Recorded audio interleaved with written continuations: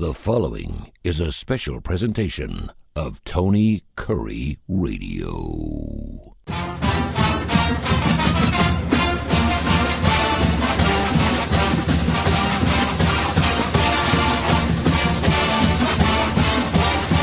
Welcome to Tony Kurre Radio and the Tony Kurre Radio Podcast Network. We do a show every single week, and we check in with Mark Ingram. He's the athletic director for the UAB Blazers. Therefore, it is called the UAB Blazers Director's Chair, the AD Director's Chair. We welcome Mark Ingram in right now. Happy New Year to you, my man. How you doing, brother? How's 2023 treating you? Everything good? Yeah, all good here, my friend. Okay, whenever, depending on you hear this particular podcast, we're hoping that the Blazers will be 13-2.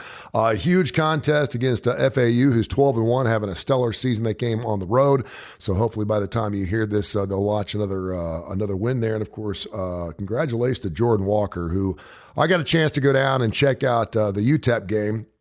I was with my three kids. I'll tell you a quick story. We were celebrating Christmas. We had just gone on a Amtrak train ride. We were on this train all day long. We get back around 5:30, and of course, my 18-year-old says, the Blazers are playing tonight, Dad. And I said, yeah, and he goes, we could just shoot straight over to Bartow Arena and check out the game against UTEP tonight. So we checked it out, and I am just dragging. I am super, super tired. Blazers down by 5, 27 seconds left. I'm like, let's just get to the buzzer and head to the house. And what happens? They go overtime. And then they go another overtime and miraculously win that basketball game in one of the greatest atmospheres I've seen in Bartow Arena. So congratulations. We talk about it every single week. Just a great year that Andy Kennedy and his squad's having right now. And based on that, info@TonyKurreRadio.net, info@TonyKurreRadio.net. Send your email questions. We'll read them all here. Hey, Tony, just wanted to say I'm a regular listener to the Director's Chair. Very much appreciate your podcast. My question is for AD Mark Ingram. Are there any plans for future renovations to Bartow Arena? If so, what is planned? I also wanted to ask if the move to the American next year, are there any plans to move the student section to center court? That's from Tim Theus. So knock it out, my man. Good old Tim Theus. Yes. Well, first of all, that game that you're talking about, UTEP, it was like a roller coaster. It's like terrifying and thrilling. It was fun, but yeah, scary at the same time. And Florida Atlantic, who you mentioned, I think the last time I checked, Florida Atlantic's net ranking was 11th. Yes. And yeah, they're really good. And their coach used to be here at UAB as an assistant with Mike Davis, Dusty Baker. So really, really good guy, really good coach, and has done a terrific job there in Boca. And tough task for our guys down there. But season's going well, and got a lot of talent, as you've seen, and you mentioned that. Regarding Bartow Arena, we want to do some things to Bartow. We're having those conversations now about what that looks like, and as we go into the American Athletic Conference, what is necessary to really compete. The FedEx Forum where Memphis plays, and SMU has done a great job with their facility, and so Temple's got a great arena where I used to work. I know about it well. It's called the Leah Corus Center, and so we want to make sure that we're up to the same standard as our competitors. And there's a lot of really good ideas. We are open to any good idea. Any idea is a good idea, frankly. But the main conversation is around that the bones of the building are good. What can we do to modernize the concourse? What can we do to modernize the amenities for our fans? Maybe create some premium seating areas. And interesting question there about the student section, because that is also one. Not only the student section potentially moving, but also the lower level of the arena. Some people probably know this well, and some people maybe have never even paid attention to it. It's like the bottom half of the lower level is retractable seating. And in the end zone, the seating is kind of crescent shaped. So if you sit in the end zone, you're 20, 30 feet from the court at row one. Is there a way to find to get those retractable seats to come out almost in a more square fashion, closer to the court, so that you create a more intimate lower level atmosphere? These are all things we're looking at right now. We're kind of in an exploratory phase. Nothing even presented yet to the Board of Trustees in terms of what our plans are. just a good, healthy discussion about what do we think is important to us and what are things that we would want if we're able to renovate the arena. But it's a significant project and one that's really important because it is a space that the public goes into and is probably, other than the hospital, probably the one building at UAB that is visited more by the public than any other building. Again, not counting the hospital. So it's, we have a number of high school graduations, and so Dr. Watts is really excited about doing something to the arena, and we look forward to being able to present that as those plans evolve. He's Mark Ingram, athletic director for the UAB Blazers. This is called the UAB Director's Chair, and of course you can hear it wherever you get your podcast. We're available on every major industry. How much, obviously, Andy Kenny's brought a brand and brought some excitement back to the UAB basketball program. And I realize that he's the coach. He's not the builder. But what kind of persuasion does he have when it comes to trying to expand or do things for not only the UAB basketball program, but also for the arena itself? Yeah, well, I think he knows that anything that enhances the experience for our fan base is good for the basketball program. We're trying to build this, and our attendance has been better this year than it was last year, which was better than the year before. And we'd all like to see it go from 3,500 to 7,000 overnight, but we're averaging 500 to 700 more people every game than we did last year, and that's the right direction. We're hoping to increase that and continue to see how that builds through the conference season. Our student attendance is nearly double what it was last year at this point, so everything's trending in the right direction. We just, we're all eager to get there yesterday, and patience is tough when you're trying to really move the needle quickly. And I think he and I are both hopeful, along with many of us, that the change in competition and our opponents next year will have a positive impact on the crowd. And based on conversations with our fans, I think a lot of people are looking forward to that. And I know that there's different ownership values here, but I mean, it seems like that downtown area, certainly with the uptown area, you got the Birmingham Barons Stadium that now is obviously starting to mature itself, but you've got the Legacy thing that just had redone. You've got your new football stadium protected, which of course is owned by the city of Birmingham, and you guys sank some money into it. Now they're talking about building this amphitheater. That area of town is just blowing up. So it would just seem right that perhaps Bartow could get a bit of a makeover too. So I know fans are super excited about that. info@TonyCurryRadio.net, info@TonyCurryRadio.net. Just email us anytime. We'll go ahead and take your questions and get to them. So 2012, January 3rd, we lost, of course, Gene Bartow, and almost to the day, we have lost his lovely bride at the age of 91. Just wanted you to share just a few moments about Ruth Bartow and the things she meant to the Bartow family, and not only that, but the UAB Blazer Nation. Obviously, we always talk about behind every great man, there's a greater woman, but wow, at the age of 91, and I know she was still going to games just as recent as the last couple of years, but talk about her a little bit, what she meant to the program. Yeah, she was just a really neat lady, and you mentioned her coming to games. She was still coming to games. It was probably around the pandemic time that we had to limit our capacity is when she stopped attending. And but prior to that was coming to a lot of our games, the majority of our home games, and I mean just how wonderful is that? And we would have fans bring her to games, some of her close friends that were close to her and Coach Bartow, and I see that out of a lot of our fans. I've had other people that maybe our fans don't really know, but hear stories about them bringing somebody, a neighbor, a friend that has enjoyed coming to the games, but maybe they're getting up in years and can't drive at night or isn't comfortable or aren't comfortable driving at night, and they'll bring them to the games. And I just think that's a wonderful thing about our fan base. There is sort of a tight-knit community here, which is terrific. We do the Bartow Classic every year. We plan on continuing that.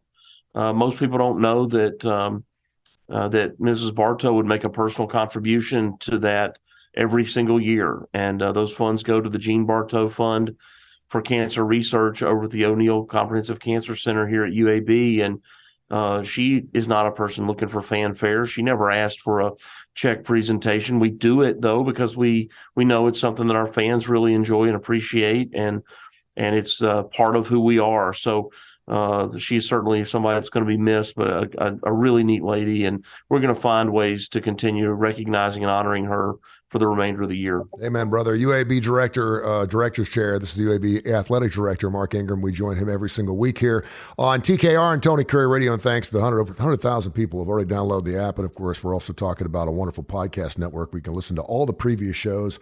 We'll also be working to get Coach Trent Dilfer on here the next couple of weeks. So we'll look forward to that here on Tony Curre Radio on our Tony Curre Radio network. I'd be remiss not to ask you about the biggest sports story, certainly over the last week, if not the entire football season, with Damar Hamlin. I'm certainly that you're aware of it, and I know as a football player, a previous football player, and an athletic director of a huge university, you've got a take on this. But what were your thoughts on what exactly happened and how we've dealt with it? Yeah, as you know, my wife is from Cincinnati, so she's a Bengals fan. God bless her heart. And so we were watching the game, and it was terrifying. And the thing that is most important to us in college athletics and professional sports is the health and safety of the student athlete.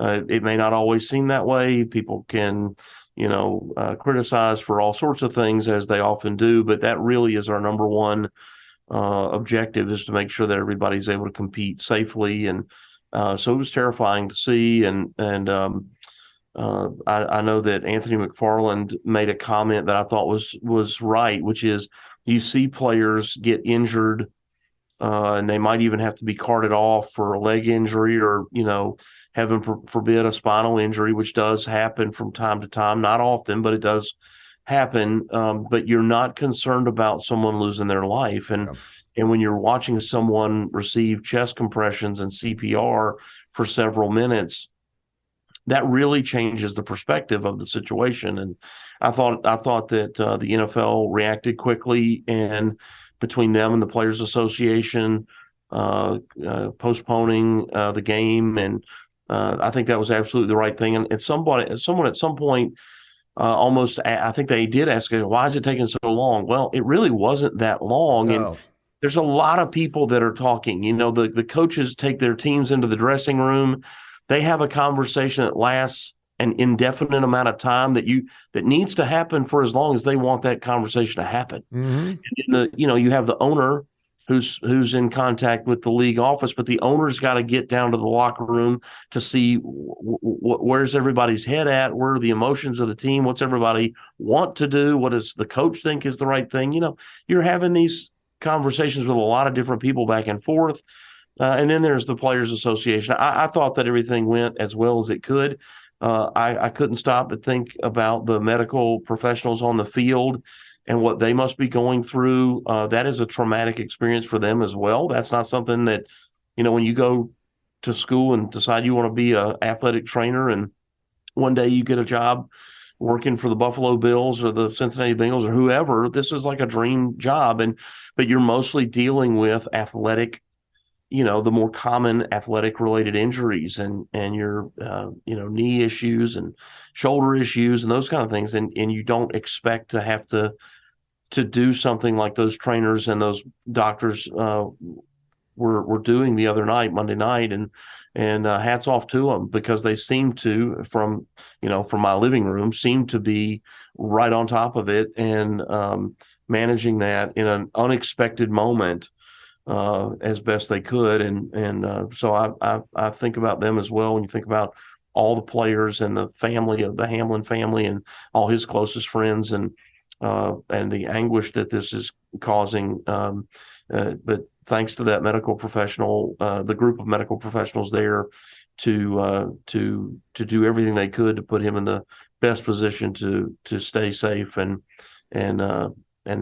prayers to them and their families. Well, and to your point too, and just to get back to everyone's got social media, everyone's got a voice now, and everyone uses it. And to get to your point, within an hour, you're talking over 100,000 people in and around that stadium. You're talking about one of the most important football games of the year, not only from a rating standpoint, certainly for the television networks and for the viewership, but you're also talking about seeding that's super important in Week 17. Of course, they got one more week. Let me ask you this. If you were Roger Goodell, what would you do with that game? Would you try to push back the Super Bowl up a week so you don't have that bye week? And I know it changes everything. And you're talking over the course of a 2 or 3 week span, but the playoffs start the week after week 18, and thinking that obviously the Bengals are in the mix there. You've got the Buffalo Bills in the mix in Kansas City. What do you do with that game? Do you try to play it? Yeah, I think you do if you can, but I think that it's interesting. It will be interesting to see how those two teams are emotionally able to come back and play a game at all. Absolutely. Not even, I don't even talking about each other, right? Yeah. Just go play the game. What must practice be like in Buffalo and in Cincinnati, but especially in Buffalo? What is practice like? What is their locker room environment like? And I don't follow. Look, I watch the NFL. I don't keep track of, if this team beats that team, then they clinch their division and all. I don't keep track of any of that. Yeah. So I don't know what the implications are of those two teams playing. Obviously, they're going to keep playing their season, but is it necessary for them to play that game? I don't know. Can they proceed with each of them having a tie? Can do you call it a tie?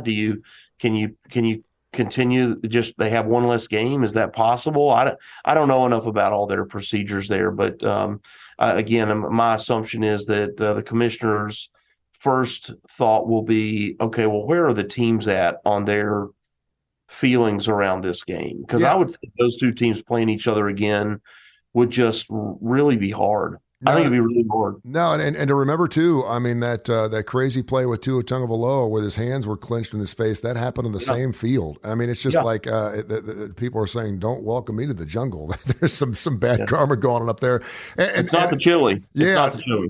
Yeah, exactly. And from the seating standpoint, there are some ways in order to play the games this weekend, take care of business, and I think the seating would be the same. But there's a great chance that it won't be. And of course, you're talking about whether you're getting a bye.